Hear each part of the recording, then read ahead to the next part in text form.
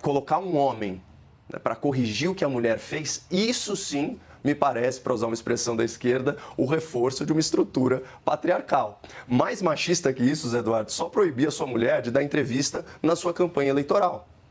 Queridos amigos, sejam todos bem-vindos uma vez mais ao seu canal de notícias, política, críticas e análises. No vídeo de hoje trago um recorte de uma notícia absurda, porém com uma análise preciosa e crítica. Vamos reagir juntos a essa matéria? A imprensa internacional repercutiu a fala de Janja da Silva sobre Elon Musk. A primeira-dama usou um xingamento contra o bilionário durante o evento do G20 no Rio de Janeiro. A BBC publicou reportagem intitulada Primeira-dama do Brasil usa xingamento contra Elon Musk em evento do G20. E destacou o que classifica como relação complicada entre o bilionário e o governo brasileiro. O título do alemão Bild diz: Primeira-dama do Brasil insulta Elon Musk. O tabloide avaliou que o clima que antecedeu a cúpula de líderes do G20 era muito tenso. A rede de televisão Bloomberg escreveu: esposa de Lula xinga Elon Musk na véspera do G20 no Brasil. E disse que Janja renovou a briga com o bilionário. Na Argentina, o jornal La Nación escreveu que a primeira-dama insultou Elon Musk. Vamos então ao debate, começando hoje pelo Cardoso.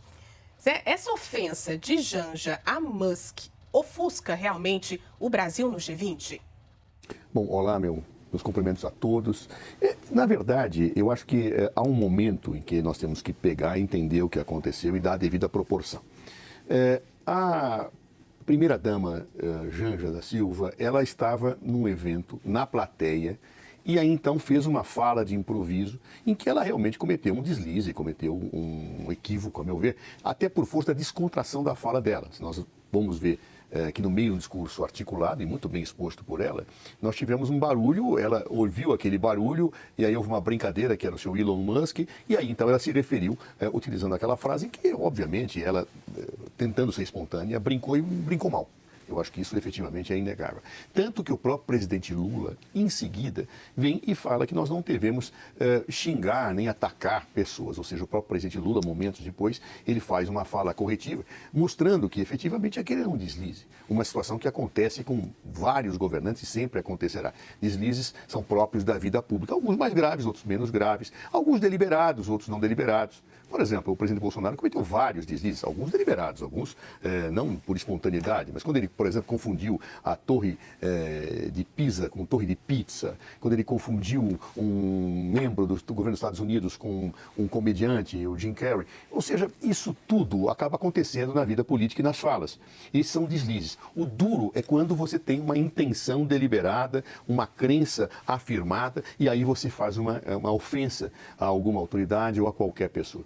No caso específico de Janja da Silva, nossa primeira-dama, ela estava num momento de descontração da sua fala, uma fala improvisada, e aí deu uma derrapada, indiscutivelmente uma derrapada. Acho que há uma concordância em relação a isso. O próprio presidente, a seguir, veio e colocou a situação para que isso não se alastrasse para uma situação exacerbada. Feita esta observação, e tendo em vista a própria fala do presidente da República, corrigindo e colocando as coisas no seu devido lugar, eu não vejo como se deva maximizar esta situação. Ou seja, dar uma dimensão maior a esse tipo de coisa, a deslizes que os governantes, em geral, acabam fazendo. Todos nós fazemos. Quando nós falamos, muitas vezes, nós estamos dentro de uma certa situação, queremos fazer uma brincadeira, e acabamos colocando mal certas palavras que não poderiam ter sido colocadas naquele momento. Então, eu diria a vocês que diante da fala do presidente Lula, esse sim é o chefe de Estado, a coisa ficou colocada no seu devido lugar. Óbvio que tenta-se maximizar isso, óbvio que tenta-se colocar situações para evitar desgaste, natural da oposição ao fazer isso. Mas se tivesse sido um ato deliberado, não naquele momento em que se colocou, num discurso, numa coletiva e fora daquele contexto, eu acho que aí poderia subir uma gravidade, embora não seja eleita nem exerça a função pública a senhora Janja da Silva.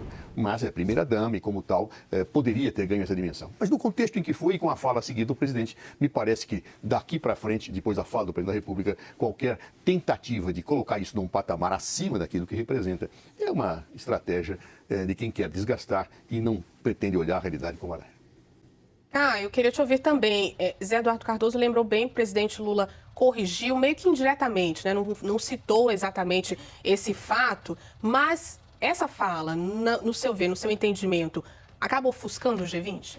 Não ofusca. Olá, Juliana. Olá, doutor Zé Eduardo. Saudações à nossa audiência. Bom, em primeiro lugar, é importante frisar que a baixaria protagonizada pela primeira-dama petista foi financiada com dezenas de milhões de reais de dinheiro público. Só em cachês de artistas foram gastos cerca de R$1 milhão do pagador de impostos. A farra, ou melhor, o festival com dinheiro do povo, foi batizado pela imprensa de Janja Palusa. Tamanho o empenho da organização do evento em alavancar a imagem da primeira-dama com a tal Aliança Global contra a Fome e a Pobreza. Muito mais fácil e efetivo seria doar aí cestas básicas para a população vulnerável. Mas a senhora Rosângela da Silva, vulgo Janja, não tem um histórico de grandes realizações nessa área, que costuma ser a atribuição principal das grandes primeiras damas. Vamos recapitular. No primeiro ano do governo Lula, Janja realizou seu sonho e foi curtir a folia do carnaval em um camarote lá em Salvador, enquanto o litoral paulista estava embaixo d'água. Alguns criticaram aí a senhora Lula por insensibilidade com as vítimas e seus familiares. Mais para frente, em setembro de 2023, o Globo publicou essa matéria aqui. Em meio à tragédia no Rio Grande do Sul, aquele ciclone extratropical que deixou mais de 40 mortos, Janja festeja a chegada à Índia e vira alvo de críticas. É aquele vídeo que ela fala, namastê, me segura que eu já vou sair dançando. Enfim, uma tremenda vergonha alheia. Aspas. Primeira-dama publicou vídeo em que aparece animada, muito animada, no desembarque e apagou o post após repercussão negativa. Fecha aspas. Posteriormente, em maio agora de 2024, em meio às enchentes sem precedentes lá no Rio Grande do Sul, que mataram cerca de 200 de brasileiros, os leitores do Globo se depararam com essa manchete aqui. Janja no Rio para o show de Madonna e a expectativa de um encontro entre as duas. Após mais uma repercussão negativa, a Janja volta a Brasília no mesmo dia e a assessoria do governo federal desmente o jornal. Mas passam alguns dias e um vídeo emocionado da primeira-dama aos prantos, celebrando o resgate de um cavalo, também gera polêmica, já que as vítimas humanas da tragédia não contaram com tamanha exibição pública de solidariedade. Nesse contexto, os eventos laterais do G20 seriam um palco ideal para resgatar a imagem da Janja como uma primeira-dama mais atenta à população vulnerável. Contudo, aqueles milhões e milhões de reais de dinheiro público despejados no tal Janja Palusa não foram suficientes para impedir a primeira-dama petista de se expressar como ela realmente é e da forma que ela realmente pensa. E eu digo isso porque até agora ela não se retratou e nem se desculpou pela grosseria, pelo vexame internacional e pelo ônus diplomático que ela impôs ao Brasil, considerando que ela insultou gratuitamente um expoente da humanidade e um dos principais nomes do futuro governo americano. E, assim, eu até imagino que esse tipo de linguajar chulo faça parte do dia a dia da primeira-dama e por isso ela tenha xingado o Elon Musk, mandando ele se ferrar. Afinal de contas, o marido Lula disse em entrevista já com o presidente que só ficaria bem o dia em que ferrasse com o Sérgio Moro. E o seu enteado, Luiz Cláudio, filho do Lula, supostamente já se referiu à senhora Janja como uma oportunista. A fonte dessa informação é o site Metrópolis. Claro que os termos utilizados não foram ferrar e nem oportunista, mas eu me recuso a reproduzir a baixaria dessa família presidencial em um ambiente de excelência como esse. Mas, enfim, endereçando a pergunta, Juliana, o fato é que o Brasil não foi ofuscado pela Janja, porque para que isso acontecesse, ela precisaria brilhar, e brilhar com luz própria. Por enquanto, o que nós vemos é o seguinte, uma primeira-dama que foi impedida de dar entrevista durante a campanha, que ostenta um estilo de vida luxuoso regado a dinheiro público, que não demonstra grande empatia com a população vulnerável e que não é capaz de reconhecer o erro das suas próprias falas. Uma pessoa assim não ofusca nem uma lâmpada queimada. Pensando na questão diplomática, Zé Eduardo Cardoso, essa ofensa de Janja pode gerar um problema para essa relação entre Brasil e Argentina? Não creio de forma nenhuma que exista qualquer problema internacional relativamente a essa questão. Agora, uma coisa que eu sempre fico pensando, como é difícil ser mulher, né? As mulheres sofrem muito mais do que nós homens em qualquer situação. Por exemplo, é muito comum ver na imprensa críticas de que Janja interfere em questões de governo. E quando ela não está interferindo em questões de governo, ela é criticada. Quando ela vai a um show, por exemplo. Mas o momento não é oportuno. Bem, mas ela não exerce função pública. Ela está sendo solidária com seu marido. Aliás, por exemplo, naquela questão do Rio Grande do Sul, foi muito solidária. Agiu de uma forma a coletar medicamentos, a ter toda uma ação importante. Se comoveu com situações que as pessoas, sejam seres humanos, sejam animais, normais, né, que foram vítimas, você acaba sendo tocado. Mas ser mulher não é fácil, porque está sujeito a críticas, as críticas de diversas dimensões, a críticas que efetivamente não seriam aplicadas a homens, mesmo que acontecessem em situações desse tipo. Não é? Nós não tivemos nenhum caso que Dilma Rousseff não era casada, foi a primeira mulher e única presidente da República, mas se ela tivesse um primeiro-damo, talvez ela não fosse submetida a tantas situações de, se ele aparecesse em algum momento, é porque apareceu, se não aparecesse, porque não apareceu. E a sua fala seria evidentemente sempre um objeto de críticas que efetivamente partem de um suposto que é como se a mulher não tivesse local nem espaço numa sociedade como a nossa. Ou seja, ela ou é primeira-dama, e quando é primeira-dama, não está se metendo em questões públicas, como dizem, tem que ser recriminada. Quando ela está, quando ela está exercendo, tem que ser recriminada. Ou seja, é uma situação muito difícil, né? Todas as pessoas, em geral, cometem falhas. Me lembro do presidente Fernando Henrique Cardoso, ao ter uma fala que não foi feliz da parte dele, e ele é um homem bem recatado, mas ele comparou os servidores públicos a vagabundos. Ou seja, situações que as pessoas erram, as palavras, de uma vez soltas, elas não voltam, e quando você se percebe, você errou. No entanto, quando é uma mulher que faz ou comete essas gafes, é diferente, é como se fosse um ataque em que as pessoas não dão complacência. Equivocou-se, natural, eu me equivoco, isso equivoca, mas é a mulher do presidente, não, então tem que ser dizimada, tem que ser atingida, ou ela interfere ou não interfere, ou ela até usa roupas bonitas ou usa roupas feias, né? Eu vi, por exemplo, gente discutindo o vestido que Janja utilizou na posse do presidente da República. Mas que coisa cafona. Eu falo, não, mas é muito caro. Por favor, eu aqui devo ser muito mal vestido, mas ninguém vai discutir se eu estou bem ou se eu estou mal, cafona ou não cafona no programa. Mas quando é uma mulher, o ônus parece que é diferente. Então, eu acho que isso tem que ser objeto de uma reflexão, porque, claro, as pessoas sempre vão procurar, dentro de uma perspectiva de oposição política, maximizar situações de eventuais gafes. Isso é da vida. Eu próprio, no Ministério da Vida Pública, cometi gafes, mas nunca fui acusado, além do limite da minha própria gafe, por comportamentos que são absolutamente normais, como acontece com as mulheres. Ou seja, não é fácil ser mulher e uma mulher que tem uma exposição pública em qualquer dimensão. Caio, essa ofensa de Janja Musk pode gerar um problema diplomático?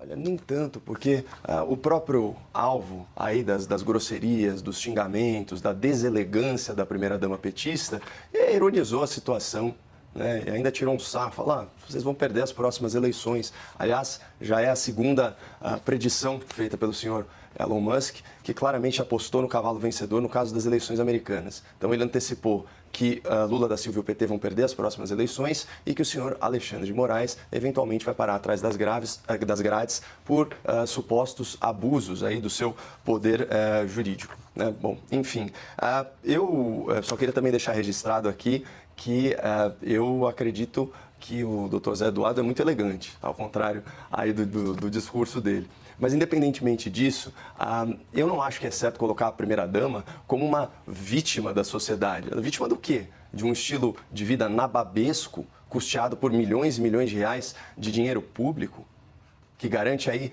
uma vida cheia de glamour e ostentação, diárias nos hotéis mais caros, grandes comitivas.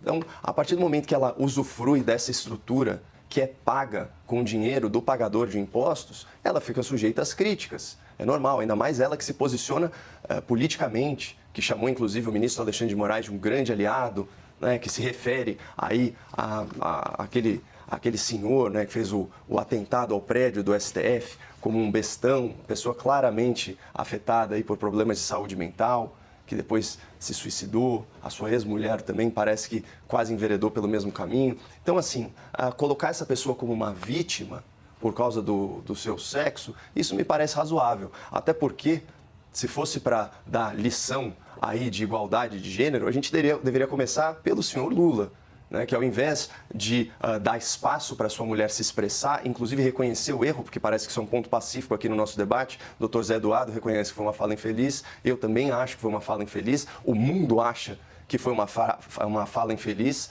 à exceção aí dos ministros mais radicais do governo Lula, que inclusive endossaram, né, o xingamento, a ofensa gratuita, mas tirando isso, todo mundo sabe que ela errou, que ela pisou na bola. Então, por que não se mostrar empoderada nesse momento, vir a público e se retratar, retirar o que disse Assim, no máximo, de repente até pedir desculpas. Olha, desculpa por ter te ofendido gratuitamente, por ter mandado você se ferrar, etc. e tal. Né? Enfim, colocar um homem, né, para corrigir o que a mulher fez, isso sim me parece, para usar uma expressão da esquerda, o reforço de uma estrutura patriarcal. Mais machista que isso, Zé Eduardo, só proibir a sua mulher de dar entrevista na sua campanha eleitoral. E aí, de novo, aqui a gente vai concordar, a primeira-dama ela não é um cargo público, eles chamam de cargo social, é uma função social relevantíssima. A primeira-dama anterior, Michele Bolsonaro, se destacou aí por um trabalho elogiável aí com os vulneráveis, os portadores de deficiência, principalmente os surdo-mudos, popularizando a linguagem em Libras, trazendo uma consciência para isso, avançando legislação nesse sentido. E o que fez a senhora Janja? Participou aí de uma série de eventos com a classe artística, financiados aí com dinheiro público, às vezes sem público, né? Infelizmente, existe isso também, eventos caríssimos que são um fracasso de audiência, e aí ela vai se notabilizando por tudo aquilo que eu disse na minha fala inicial. Então, eu acho muito triste, principalmente a incapacidade de uma pessoa pública de reconhecer um erro tão claro, tão crasso, né, e mostrar que é empoderada também na hora de corrigir o que fez de errado. Apesar do absurdo dessa notícia, a gente ainda tem um alento, uma ponta de esperança por dias melhores, com profissionais da comunicação deste gabarito para poder nos informar, nos alertar e principalmente nos trazer a verdade. Comente aí o que você achou dessa análise, deixa sua curtida para ajudar o vídeo na plataforma e te espero no próximo vídeo. Um forte abraço.